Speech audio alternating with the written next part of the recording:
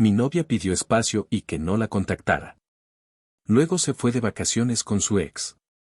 La respeté, cambié las cerraduras y vendí su auto, estaba a mi nombre.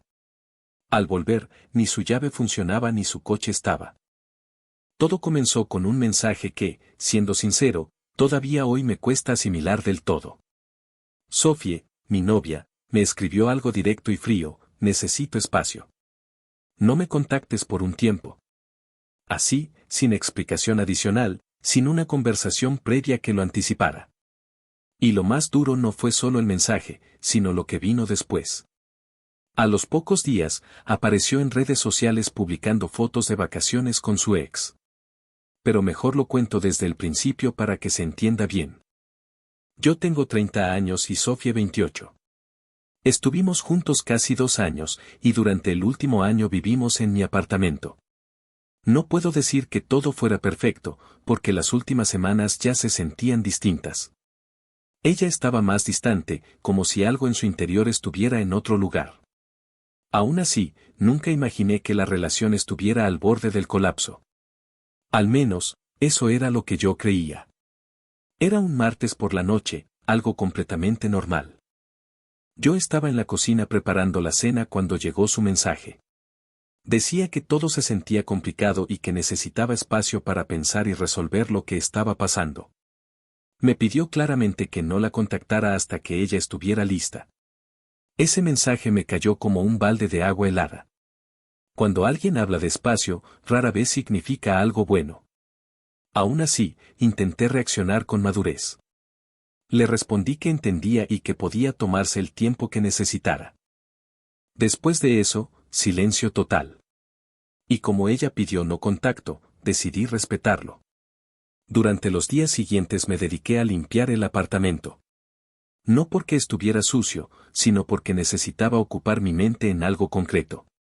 Estaba confundido, dolido, tratando de entender qué significaba exactamente complicado. El trabajo fue lo único que logró distraerme un poco hasta que llegó el viernes. Esa noche estaba haciendo scroll en Instagram, aburrido, cuando vi que un amigo en común había etiquetado a Sofie. Entré al perfil, y ahí estaba ella. Sol brillante, playa, cócteles, sonrisas. Y abrazada a Marcas, su exnovio de 29 años. El mismo que siempre me aseguró que ya era parte del pasado. El pie de foto decía algo como: viviendo nuestra mejor vida. Escapada a la isla. Reunidos. Sentí cómo se me helaba la sangre. Así que espacio para pensar significaba vacaciones tropicales con su ex mientras yo me quedaba en casa respetando su silencio. En ese instante algo cambió dentro de mí. El dolor no explotó en rabia, sino que se transformó en una claridad fría, casi quirúrgica. No era furia descontrolada, era lógica pura y dura. Ella no quería espacio para reflexionar. Quería que yo no estorbara mientras intentaba retomar su relación anterior. Y mientras tanto, yo seguía pagando el apartamento, sosteniendo todo, funcionando como una especie de plan B silencioso. Entonces pensé: ¿quieres espacio? Perfecto. Te lo voy a dar. A la mañana siguiente llamé a un cerrajero y cambié la cerradura del apartamento. Me costó $250, y puedo decir que cada centavo valió la paz mental que me dio. Desde ese momento, su llave dejó de funcionar. Luego estaba el tema del coche. 6 meses antes, el viejo auto de Sofía había muerto definitivamente. Ella necesitaba algo confiable para su trabajo en marketing digital, porque decía que tenía muchas reuniones con clientes. El problema era su historial crediticio, no era bueno. Así que decidí ayudar. Compré un Mazda CX-5 usado, bastante decente, por unos $8,000. Pero aquí viene el detalle importante: el préstamo, el título y el seguro estaban exclusivamente a mi nombre. Legalmente, el coche era 100% mío. El acuerdo era que ella me pagaría cuotas mensuales, cosa que en su mayoría cumplió, y que podría usarlo como si fuera suyo. Lo decoró a su gusto, le puso dados esponjosos en el retrovisor y lo trataba como propio. Pero nunca la añadí al título ni al seguro. Así que tomé la llave de repuesto que siempre guardé y conduje hasta un concesionario de confianza que compra autos usados. Expliqué que yo era el propietario registrado y que quería venderlo. Después de una revisión rápida, me ofrecieron $500, pendiente de inspección completa y verificación del título. Acepté iniciar el proceso, firmé los documentos preliminares y dejé el coche allí. Me dijeron que tardarían unos días en finalizar todo. Volví a casa en Uber. Su plaza de estacionamiento en el complejo quedó vacía. Sus cosas seguían en el armario de la habitación extra. No las tiré ni las empaqué. Eso me habría parecido mezquino. Pero tampoco iba a permitir que entrara en mi apartamento como si nada, sobre todo cuando ella misma había pedido no contacto. Me sentía extrañamente tranquilo, como si estuviera realizando una cirugía necesaria, dolorosa, sí, pero inevitable. Claro que estaba herido. Muy herido. Me sentía ingenuo, casi tonto. Pero lo que me impulsaba no era la rabia, era la coherencia. Ella pidió espacio. Lo tomó de la forma más clara posible. Yo simplemente estaba respetando su decisión y protegiendo mi hogar y mis bienes. Según sus historias, la mejor vida en la isla duraría una semana más. Así que decidí esperar y ver qué pasaba cuando regresara. Y regresó. Fue el martes siguiente, alrededor de las 9 de la noche. Yo estaba viendo televisión, intentando ignorar el nudo constante en el estómago, cuando escuché el sonido de llaves en la puerta. Luego el intento de girar la cerradura. Silencio. Después más intentos, cada vez más insistentes. Finalmente, golpes en la puerta. Daniel, ¿qué está pasando? Abre. Reconocí su voz. Sonaba molesta, no asustada todavía. Respiré hondo y abrí apenas unos centímetros, dejando la cadena puesta. Allí estaba ella, bronceada, con la maleta a su lado y una expresión claramente irritada. Mi llave no funciona. ¿Qué hiciste con la cerradura? La cambié, respondí con calma. Parpadeó varias veces. ¿Qué? ¿Por qué harías eso? Pediste espacio y no contacto. Te lo di, de forma permanente. Su rostro pasó de la confusión al enfado. ¿De qué estás hablando? Solo necesitaba tiempo. No puedes dejarme fuera así. Vi las fotos con marcas. Parece que ya resolviste lo que necesitabas pensar. Su expresión cambió de inmediato. Un destello de pánico cruzó su enojo. Eso solo fue un viaje. No significó nada. Somos amigos. Levanté una ceja. ¿Amigos que se van juntos a una escapada romántica mientras su novio se queda en casa respetando su silencio? Daniel, no seas ridículo. Déjame entrar. Mis cosas están ahí. ¿Y dónde está mi auto? Miró hacia el estacionamiento vacío y repitió, esta vez con más tensión. ¿Dónde está mi auto? Su tono daba por hecho que todo debía seguir exactamente igual que antes. Primero, este es mi apartamento, le dije con firmeza. Y segundo, el auto nunca fue tuyo. Legalmente está a mi nombre. Lo estoy vendiendo. Está en el concesionario. Se quedó completamente inmóvil, con la boca entreabierta. Y en ese momento entendí que, por primera vez en toda la situación, el control ya no estaba de su lado. ¿Lo estás vendiendo? Me dijo, como si no hubiera escuchado bien. No puedes hacer eso. Yo pagué por ese auto. La miré sin subir la voz. Hiciste pagos por usarlo, Sophie. No lo compraste.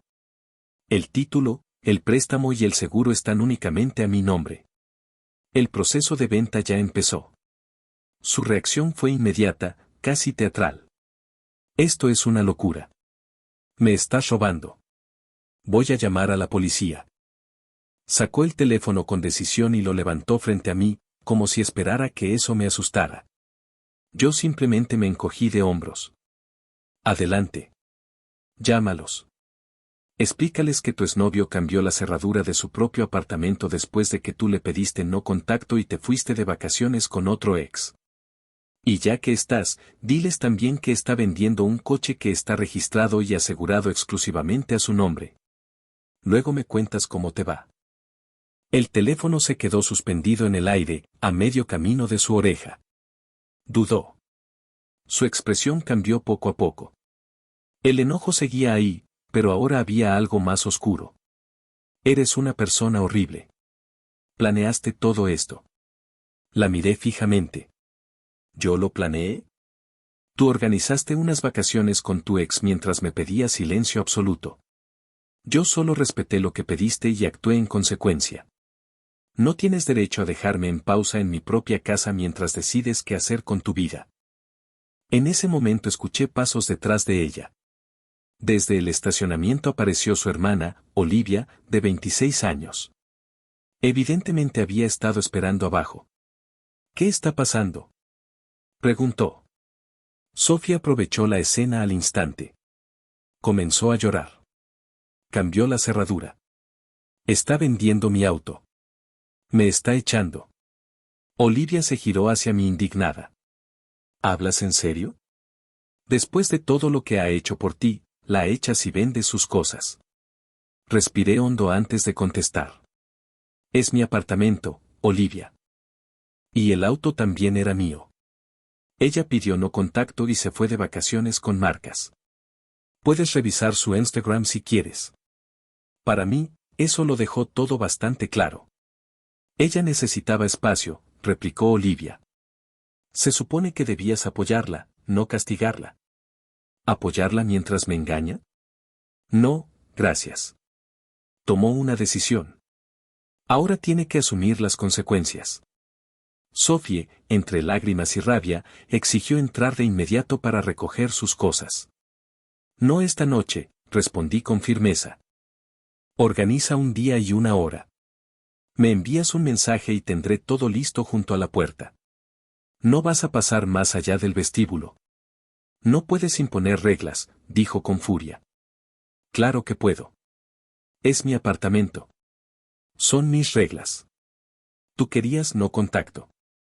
Este es el nuevo tipo de contacto, me escribes con la hora y listo.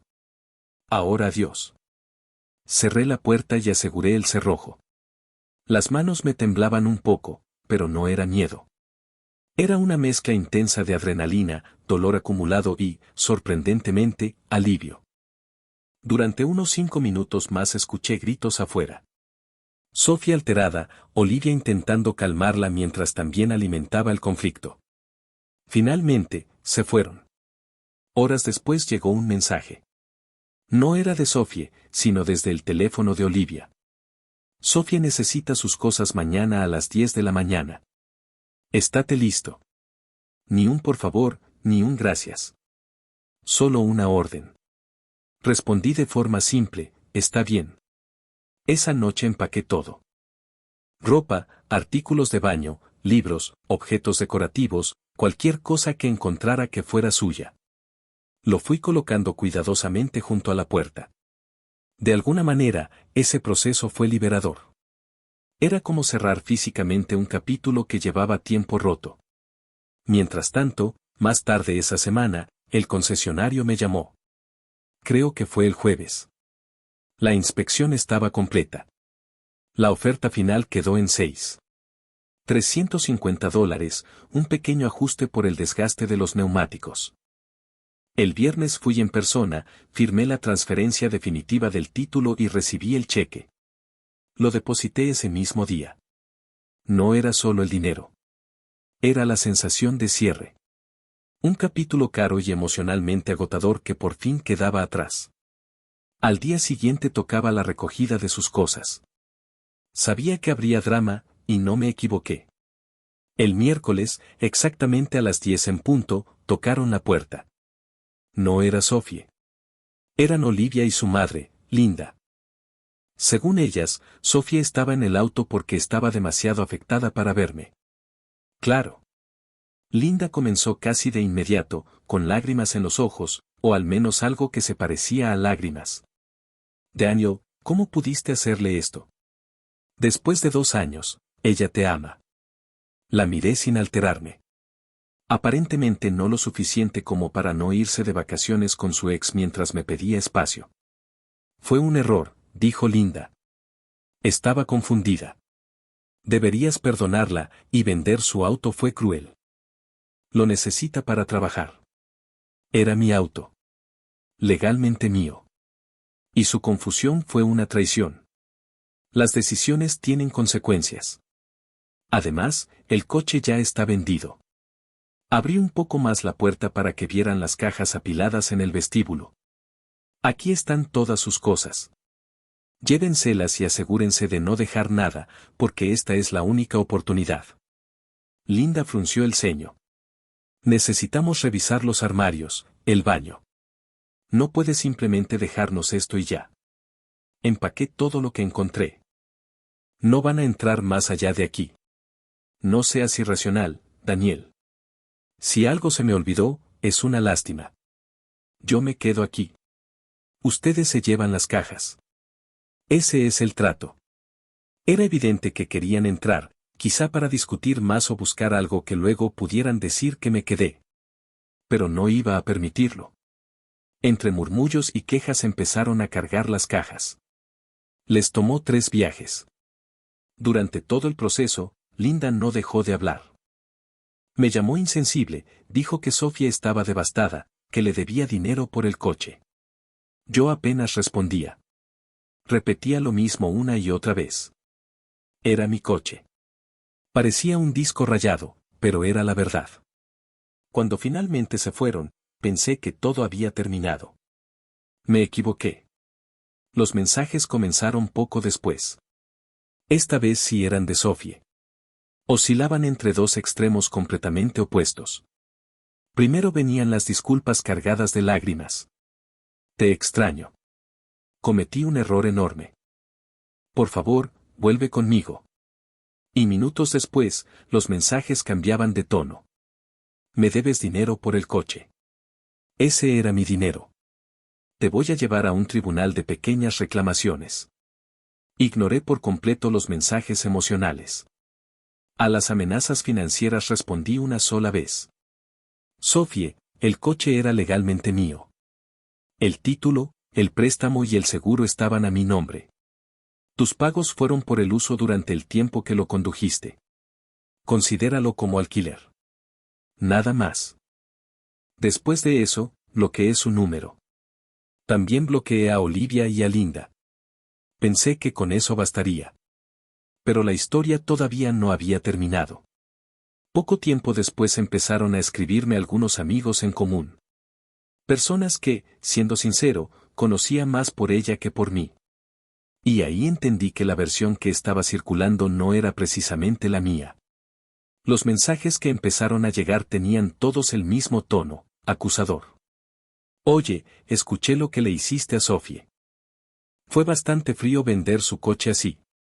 Era evidente que alguien estaba difundiendo una versión muy conveniente de los hechos.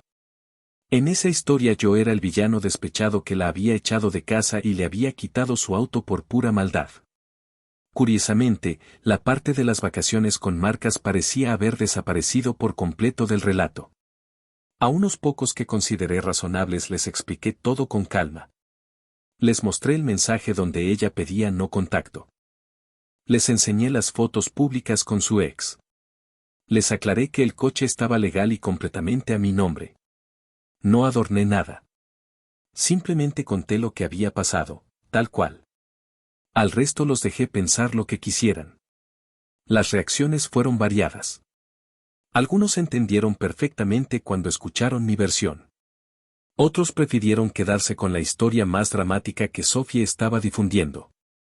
Y siendo sincero, la gente suele creer lo que quiere creer.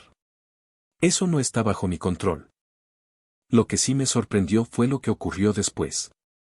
Ayer recibí una llamada de la oficina del administrador del edificio. Me informaron que había llegado una queja anónima por supuestos disturbios y discusiones fuertes provenientes de mi apartamento. Según el reporte, alguien estaba preocupado por posibles enfrentamientos. Por un segundo sentí un escalofrío. Sonaba demasiado calculado, como si alguien estuviera intentando crear un problema donde ya no lo había. Por suerte, tengo buena relación con el gerente. Le expliqué con tranquilidad que mi exnovia, que vivía conmigo pero nunca figuró en el contrato de arrendamiento, se había ido tras una ruptura. Admití que hubo una discusión breve afuera de mi puerta cuando regresó y descubrió que había cambiado las cerraduras después de que ella pidiera no contacto y se fuera de vacaciones con su ex. También dejé claro que su familia solo vino a recoger sus pertenencias bajo mi supervisión y que dentro del apartamento no hubo ningún disturbio. El gerente entendió la situación. Me dijo que dejaría constancia del reporte, pero que mientras no existieran quejas verificables o incidentes reales, el asunto no avanzaría. Estoy bastante seguro de que esa denuncia vino de Sofía o de Olivia. Fue un golpe bajo. Y como si faltara algo más, apareció el factor X. Recibí una solicitud de mensaje en Instagram de Marcas. Ni siquiera la abrí. La eliminé y lo bloqueé de inmediato. No necesito escuchar absolutamente nada de él. Si era para presumir, justificarse o provocar, no me interesa en lo más mínimo. Si algo lograron todos esos intentos, las acusaciones, la queja anónima, las manipulaciones, fue reforzar mi decisión. No me hicieron sentir culpable. Al contrario, me hicieron sentir completamente justificado.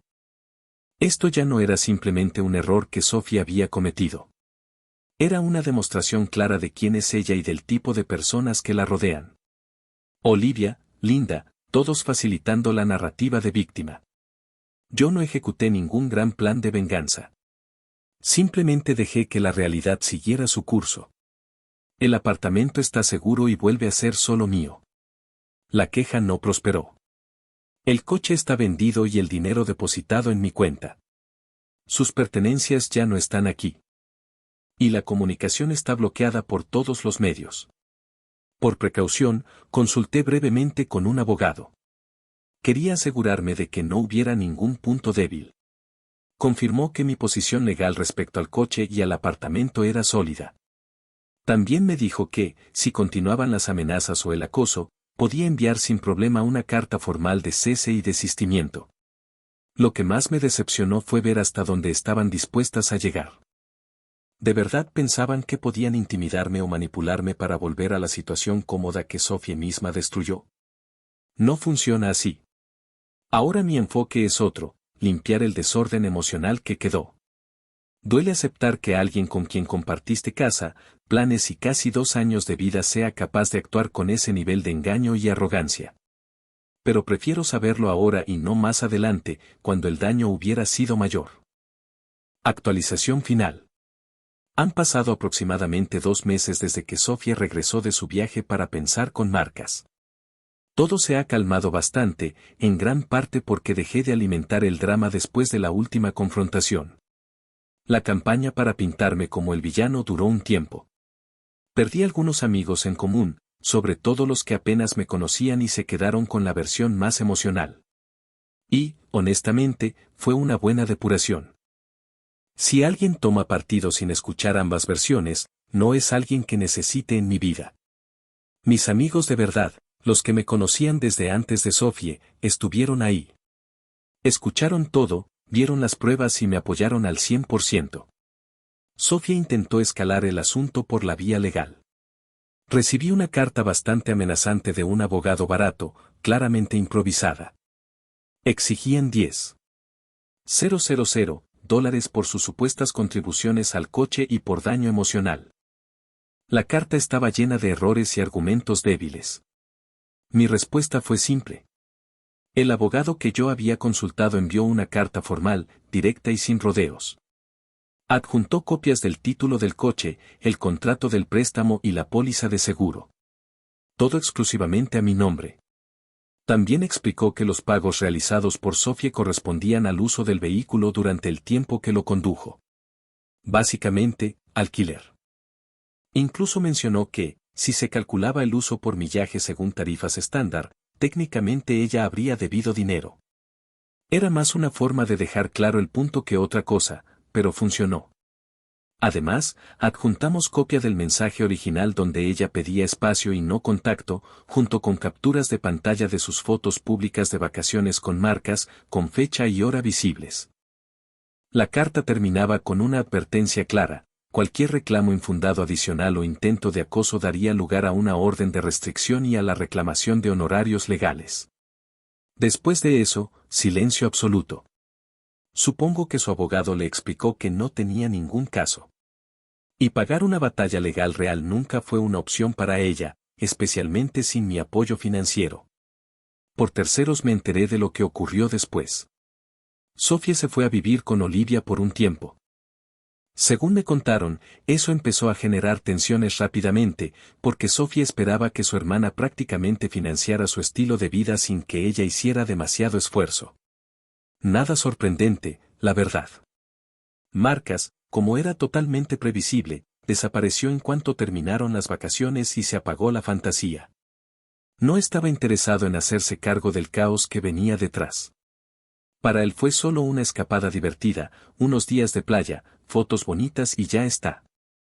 Cuando la realidad volvió, él también se esfumó. También me enteré de que Sofía intentó presionar emocionalmente a sus padres para que la ayudaran económicamente. Seguramente consiguió algo, pero no lo suficiente como para mantener el nivel de vida al que se había acostumbrado conmigo. Lo último que supe fue que regresó a su ciudad natal y que ahora vive otra vez con sus padres. Por lo que me cuentan, pasa bastante tiempo quejándose de lo injusta que es la vida y de cómo yo arruiné todo. Ni una pizca de autocrítica. Ni el menor indicio de remordimiento. Solo una narrativa constante de víctima permanente. Y ahora viene la parte que más valoro, el silencio. Sin mensajes. Sin amenazas. Sin indirectas. Sin drama. Mi apartamento volvió a sentirse como mi hogar de verdad. El fin de semana pasado pinté el salón y cambié parte del mobiliario que ella había elegido. Puede parecer algo simple, pero recuperar el espacio, hacerlo mío otra vez, ha sido profundamente terapéutico. Al final, mi venganza, si es que se le puede llamar así, no fue escandalosa ni explosiva. No hubo gritos públicos ni escenas exageradas. Fue algo mucho más sencillo: límites claros, decisiones firmes y coherencia. Y sinceramente, no hay nada más poderoso que eso. Lo único que hice fue tomar su petición al pie de la letra. Ella pidió no contacto. Yo lo respeté.